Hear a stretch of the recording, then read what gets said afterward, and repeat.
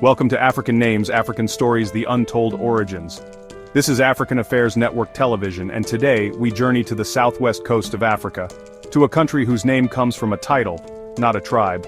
Welcome to Angola, the land once ruled by kings called Ngola.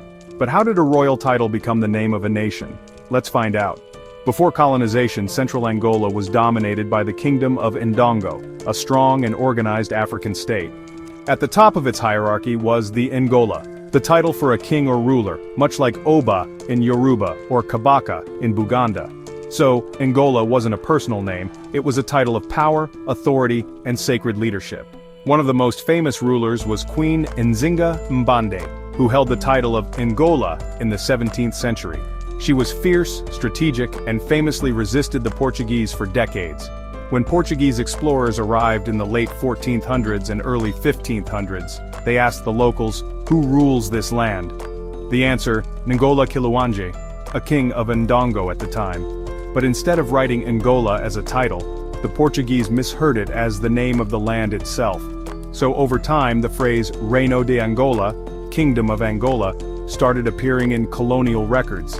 Just like that, the king's title became the name of the entire region. When Angola became a Portuguese colony in the 16th century, the name Angola was already in wide use, even though the real name of the kingdom was Ndongo. And when the country finally gained independence in 1975, it chose to keep the name Angola as a reminder of its pre-colonial leadership and a subtle nod to its indigenous rulers.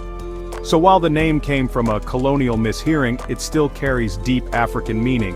So when you say Angola, you're not just naming a place. You're echoing a royal title once feared and respected across Central Africa. You're remembering rulers like Ngola Kilaueange and Queen Nzinga, whose leadership outlived the empire. Next up, we go to the island of fire and poetry, Sao Tome and Principe, where names reflect saints, colonization, and the Atlantic tide. This is African Affairs Network Television, and this is African Names, African Stories, The Untold Origins.